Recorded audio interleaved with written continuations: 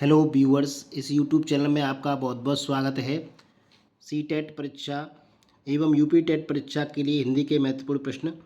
गांधी को राष्ट्रपति कहा गया है, इस वाक्य में संज्ञा किस रूप में परिवर्तित हो रही है?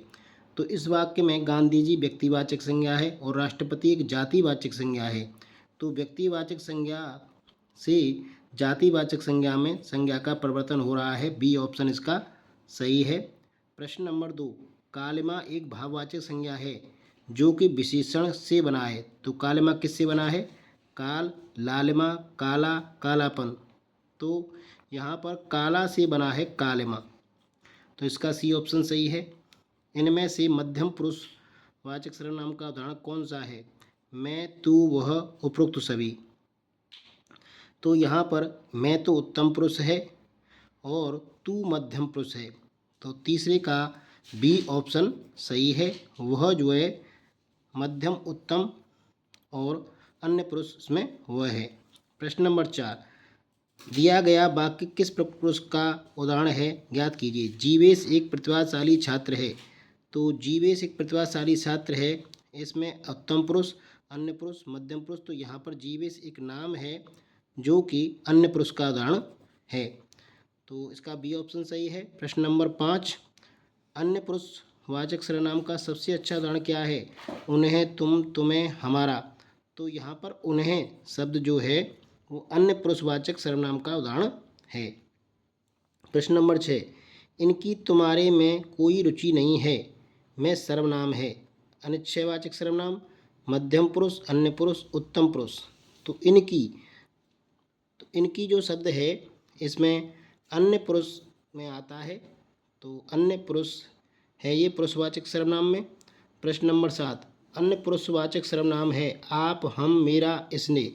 तो इसमें है डी, इसने अन्य पुरुषवाचक सर्वनाम है। प्रश्न नंबर 8, वह कल मुझसे मिलने आएगी, मैं सर्वनाम है। संबंधवाचक सर्वनाम, अन्य पुरुषवाचक सर्वनाम।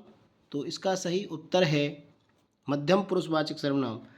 तो सही उत्तर है इसमें सी, अन्य पुरुषवाचक सर्वनाम।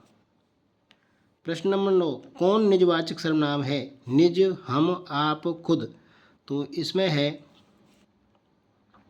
9 में निजवाचक सर्वनाम आप निजवाचक सर्वनाम है।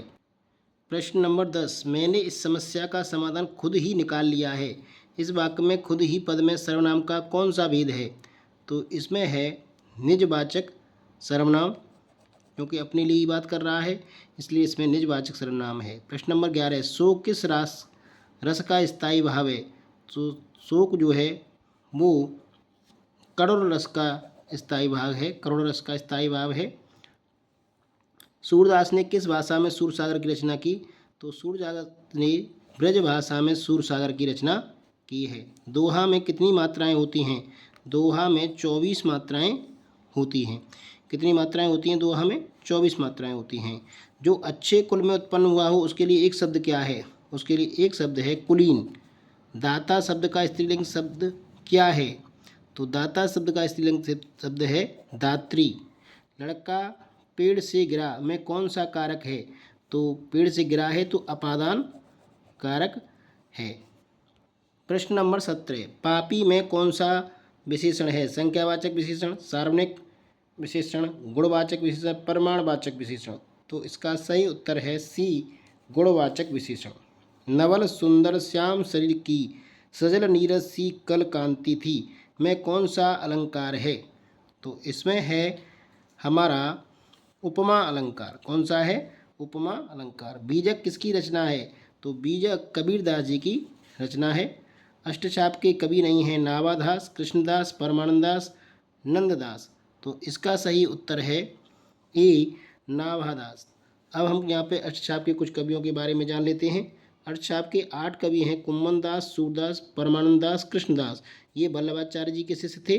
और उनमें 4 नंददास, छीत स्वामी, गोविंदास, चतुर गोस्वामी, ये सभी विट्ठलनाथ जी के शिष्य थे।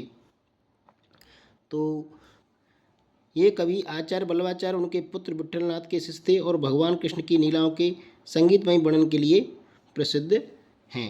तो ये थी कुछ सूचना अष्टसाप कवियों के बारे में।